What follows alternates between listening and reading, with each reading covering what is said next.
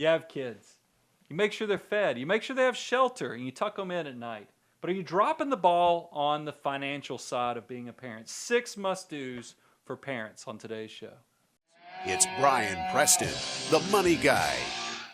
So, Brian, I'm actually really excited about this show because You're a parent. You're a parent, and I'm a parent. And so I think there's a lot of folks out there listening who say, hey, I'm a parent too. Or maybe I want to be a parent. Or maybe I'm an expectant parent.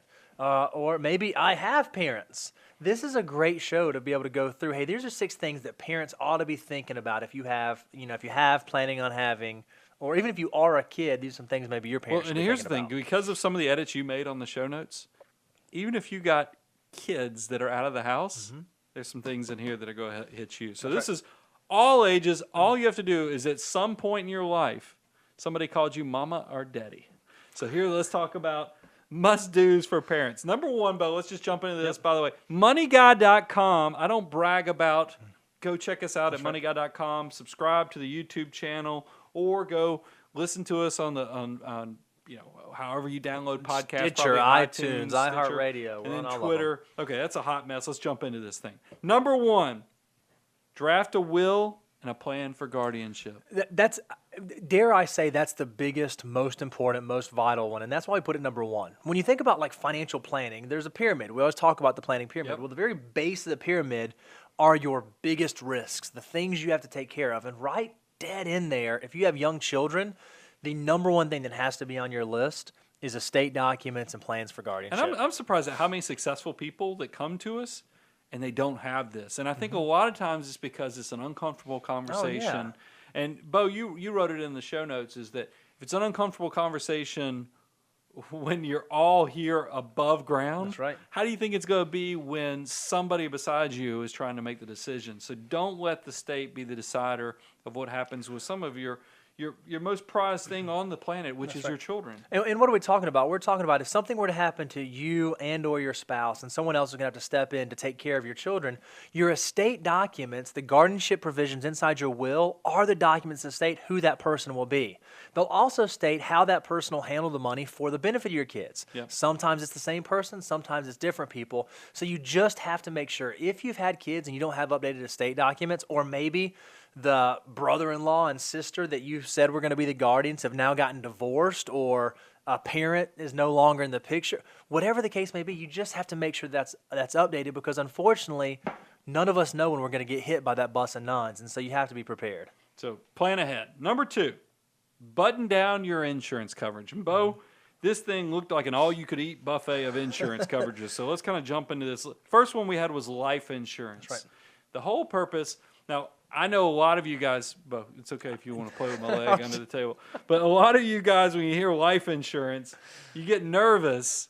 Are these guys about to sell me some insurance? Because we all see the life insurance agents coming our way and selling us. No, I'm trying to make sure that you're protecting and replacing income. That's right. Because, and look, I don't like products that are sold through fear, but it is one of those things where life insurance, I would hate to see you in your 20s or your 30s and you have young children in the house and you have so many hopes and dreams, and then just because you didn't do the little work of getting life insurance shored up for yourself, term life insurance, that all those dreams are not fulfilled. And we've seen this both ways, Brian. It's always tragic, no matter what, when someone passes away when they're young children in the house. And we've seen it one way where life insurance was the saving grace that allowed the family to be able to continue to function the same way with the deceased parent.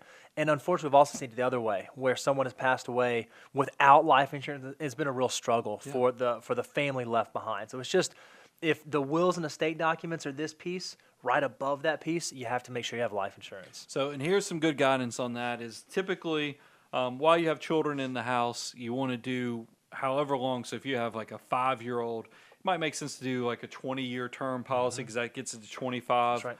And then do 10 times your income, plus if you have a big, mortgage, any other big debt that you want to make sure is paid off, and then even potentially some of the educational funding goals that you might have for the kids. So Brian, a question just immediately arises. Okay, what if I'm somebody who I work and my spouse stays home with the kids?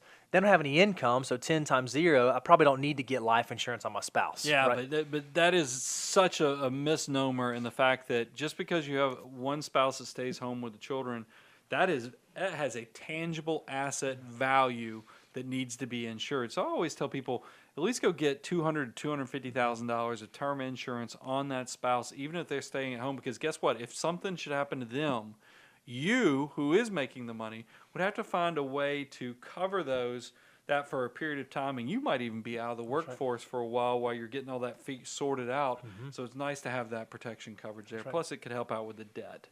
Number 2 on the button down the life insurance coverage is disability insurance. Because another huge one. guess what? You're more likely to become disabled than you are to die. That's right. But yet the number of people that have disability insurance is much smaller than people that even have life insurance.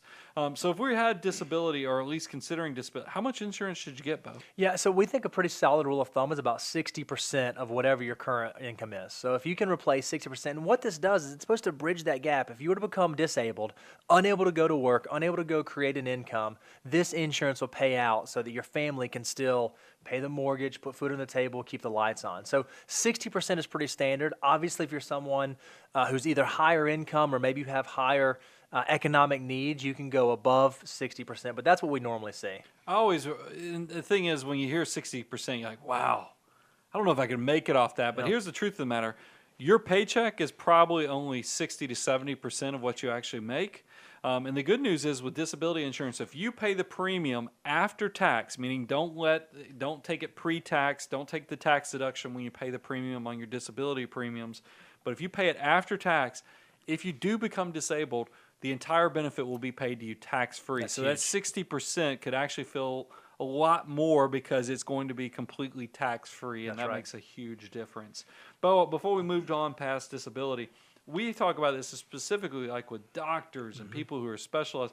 What's own occupation provisions? You want to make sure the definition of disability on your policy is an own occupation definition as opposed to an any occupation. What you don't want to be is you don't want to be a specialist. Maybe you're an engineer that makes a very solid income and you're highly specialized. You become disabled and you go to file a claim and the insurance company says, whoa, you're not disabled because you could still go become a school teacher or you could still go do this or do that. You want to make sure you have insurance in place that protects you from doing your job, so that way it protects your family. And I've seen a mix, especially for high-income people. You might have a mix of both types. You might have own OC, because it's expensive, more expensive, I should say. And you might have more just general protection. So you could have a mix. That way you're protected if you have something catastrophic that you couldn't even do the school teaching or some other. And that's not a cut on school. It's just saying that different than the insurance underwriting or the insurance risk group is going to treat each case a little differently. Let's move on, because this one, especially with kids, umbrella coverage. We have a case. What's so funny is that I've been doing this so long that I have a case where a child in elementary school threw a rock at the school bus. And they got off the school bus, picked up a rock, threw the rock at the school bus, causing mischief, hit a person, and had to get some corrective surgeries and other things. It was a disaster. The umbrella coverage protected. Now, what's crazy is this person is now married, super successful, and the kid is like graduate from old. That's what But I'm telling you, even good kids do stupid stuff. That's right.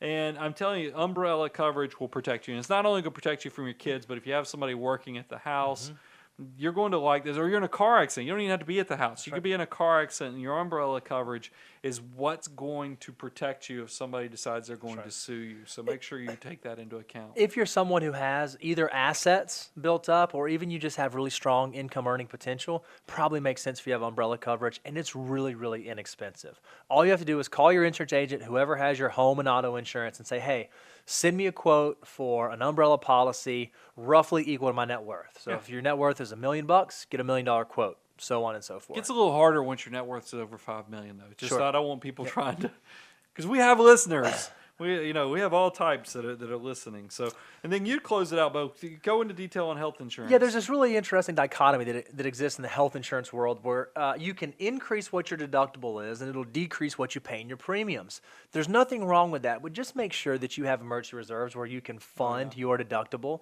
If you're in a situation where you're just trying to save so much of the monthly premium that you have really subpar insurance with really high premiums, understand the risk that you're running. So if you have a young family, if you have kids in the house, make sure the insurance coverage you have makes sense for where you are lifestyle-wise. Number 3 on this list of parental must-dos sounds a little bit counterintuitive because it sounds a little selfish, and here it is. Prioritize building your own financial independence. You got to put yourself first. And you always, because we've traveled together, what's the analogy you always give on this? Whenever you're on an airplane, the flight attendants, Yes. The flight attendant always, does the thing, and they always instruct you, hey, if we should need to put our oxygen masks on, make sure you put your mask on before you try to help out children or folks around you, because you have to make sure you're on a solid foundation before you can help others. Your finances is no different. You need to make sure you're on a solid financial footing before you start trying to help your kids get on a solid financial footing. So make sure, we've done so much content on financial order of operations, other things. You got to have the basics covered. The cash reserves, you got to cover the 15 to 20% for retirement savings. All these things so that it's your choice or Junior's choice or your daughter's choice for you to live in the basement, and it's not out of a financial necessity because you made very poor decisions with your financial life. So be very careful of that one. Number 4. Whew. I'm in the middle of this one, guys. I'm in the trenches of this number 4, which is teach the value of $1. Yep. I think I'm winning, but I don't want to jinx it. What I mean by teach the value of $1 is this is the stage where I want people, one of the must-dos I think all parents need to do is you want your children to be good citizens when they leave the nest. You want to encourage a good work ethic. You want them to desire to defer a portion for the future. That's right. And you also want them to be charitable. Yep. I think all those things are very noble. So here's some things you can do to teach these skill sets. I know I like to see matching programs. Yeah. Just like your employer offers you a matching program for your retirement savings, why shouldn't you as a parent offer a matching program for your child? I know I do a dollar-for-dollar Roth contribution to my 15-year-old for she works, she babysits, and does other things. We do a dollar-for-dollar match, and she loads that thing up. I'm so proud of her. Just think about how exciting. If she could somehow put together $3,000 this year, she'd max out her Roth with that match. You know how powerful a Roth maxed out at age 15 is going to be for her? It's going to be huge. It's huge. The other part of it, it ties eventually into finances, but it's more of just a work ethic side of things, is I think you have to have expectations with your children about what chores they're supposed to be doing, what they're responsible for. It's just like, my daughter knows she's in charge of the dishes. Yeah. And you know what? This is good for her, because I was always in charge of the dishes when I was a kid. I love washing dishes now. I don't know if it's some sick weirdo thing since I was doing it since a young age that I enjoy washing dishes, but it's good for your kids to, I know she has to take care of her room, take care of the dishes, take care of the dog, feeding and all that stuff. And then we're looking at, I haven't done it yet, but the itch is there.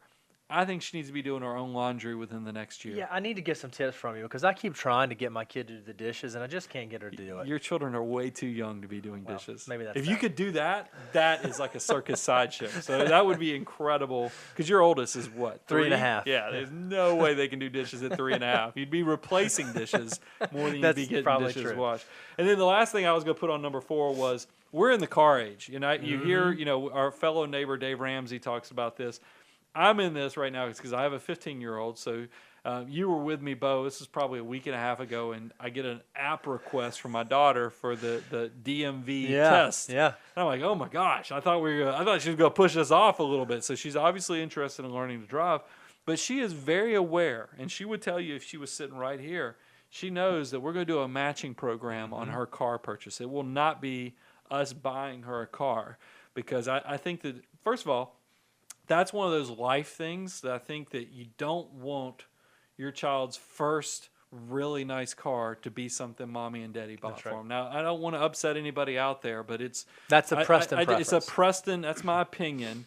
is just because I know some of my most fulfilling things is when I've gotten to do things for myself, and I just don't want to take that away from my daughter. It doesn't mean you don't put them in safe vehicles. It just means that I'm trying to instill a work ethic and an individual desire to take care of themselves. Number 5, help fund those education goals. Y'all probably thought this was going to be number 3 instead of making sure your finances are in good shape. We put this as number 5. This is at the point where you have to figure out. Now, there's no right or wrong answer on this. We have so many successful clients, and I'm always amazed when you talk to parents and you say, "What do you feel like your obligation is to your kids on education?" You'll get a different answer. Oh yeah. I'll share mine. Mine is I came out of college debt free. I had some scholarships, and then my parents helped out a little bit, and I came out, and I always thought that was great that I hit the ground running on building wealth from day one, because we don't come from money, but at least through scholarships and other things, I came out of college debt free. You were kind of the same thing. Yep, that's exactly right. But let me ask you, you came out of college from scholarships because you were making money in college. I remember when you took the job with me, you actually took a pay cut from all the grants and scholarships you were getting. But do you think do you want the same thing for your kids, or do you want them to pay for some of it? I'm still trying to figure that out. I don't have my head fully wrapped around that yet, because my wife and I have talked about it. Because my wife is someone who had to take out student loans to go through school, and one of the very first things that we did as a couple was figure out how to pay off our student loans. And so there's some value there. I think my preference is going to be I don't want my kids to have student loans, but we'll see. And maybe what we'll do is there'll be some baseline that, hey, I will cover this much cost of your school. So if you go to a school that fits below that, then dad's got it, and mom and dad have it. And if it go above that, then we need you to have some skin in the game. I don't have that figured out yet. The big thing is have a discussion with your spouse about what do you feel like your obligation to your children is on education, and then come back with a plan. I mean, figure out how you're going to attack this, and that's going to lead to the next thing, which is maximize the planning tools. 529s. I will tell you, they've always been great. They've gotten even better under the new tax legislation because not only are they great for college, you can now use 529s for K through 12 private school, up to $10,000 a year. So these things, I tell you, I love when you can find a planning tool. This is why I like HSAs for healthcare and other things that let your assets work for you, that army of dollar bills, and then stick it to your favorite uncle on the taxes. Because that's what the other good thing about 529s, remember, if you use these things for educational purposes, any type of growth within the account is going to be completely tax-free. And then you usually get a little bit of a sweetener. A lot of states in the United States offer tax incentives if you participate in their plan. So I'm just going to throw out a little bitty life hack out there. If you are a parent or a grandparent and you are sending your kids to private school right now, or you're sending your grandkids to private school, check to see if your state has a tax incentive for 529 contributions. Even if you're not saving for college, you probably should be if you're sending them to private school. But even if you're not doing that, it might make sense if you start funding that 529 to get the state tax deduction in order to pay for the private school. That part was for free. Now, a lot of these 5 tips that we just gave pertained a lot to raising, child rearing. You'd put this one on here, and I thought this was great. This made it an all ages episode. What's number 6? What I think is so interesting is a lot of these steps are steps that you see people make, mistakes you see people make when their kids are young. It's actually not the mistake that we see made the most often. Right. The number one mistake we see made the most often is that parents don't bring their kids into the financial equation as they age. Yeah. As your children become adults and start families of their own, and as you begin to advance in age, it's really important that you have that conversation with your kids about, hey, these are our wishes. This is our plan. These are the things that we have going on. This is how we're going to entrust you to help us navigate that. Because there becomes a point, unfortunately for some folks, where they can't remember or can't do all the things that they once did. You just want to make sure you have that conversation with your kids before you get to that point. Well, I think it's a two-way street, because it's going to, if you're successful and you have adult children, you need to kind of have conversations so that they're not their expectations aren't askew. Can you imagine, like, think about Warren Buffett. Now, look, all of his kids are probably very wealthy because he's super wealthy. Sure. But he let it be known to them that they weren't inheriting all these billions of dollars.